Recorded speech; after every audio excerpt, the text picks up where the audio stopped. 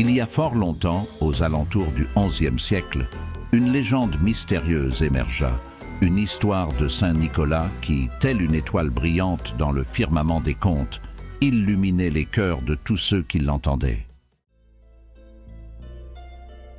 Au cœur de cette légende, 3 petits-enfants décidèrent un jour de partir à la cueillette dans les vastes champs, mais leur chemin du retour se perdit dans les méandres du temps.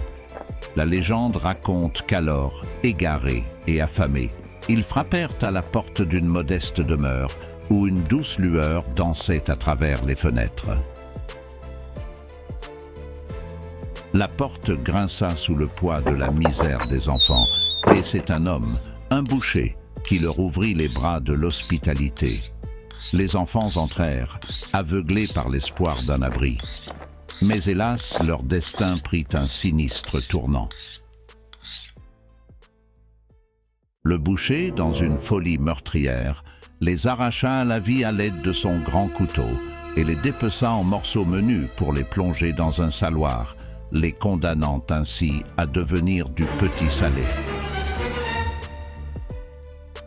Des années plus tard, Saint Nicolas, un homme bon et compatissant, chevauchant son âne, passa par cette triste maison. Il frappa à la porte, réclamant avec une douce ruse du petit salé pour son repas. Le boucher fut pris au piège de sa propre malveillance, comprenant que son terrible secret était sur le point d'être dévoilé. Saint Nicolas, d'un geste de grâce, étendit 3 doigts au-dessus du tonneau de petit salé, et les 3 enfants revinrent à la vie, émergèrent de leur sommeil profond. Quant au boucher, sa punition fut inéluctable. Saint Nicolas, s'adressant à lui, déclara « Ton crime ne restera pas impuni. À présent, tu seras le père fouettard, vêtu de noir, un avertissement vivant pour les enfants désobéissants, rappelant à tous le prix de la méchanceté. » Cette légende, parmi les innombrables miracles attribués à Saint Nicolas, rappelle le caractère généreux et bienveillant de l'homme derrière le mythe. Nicolas de Myre, évêque du IIIe siècle après J.C., s'est illustré par sa bonté envers les affamés, les jeunes filles sans mari, les faibles et les opprimés.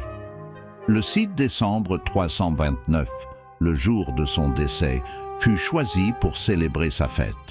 Une journée dédiée non seulement à ce saint patron des enfants, mais également à un protecteur universel, un héros bienveillant, dont la légende, comme une étoile lointaine, continue d'illuminer nos cœurs.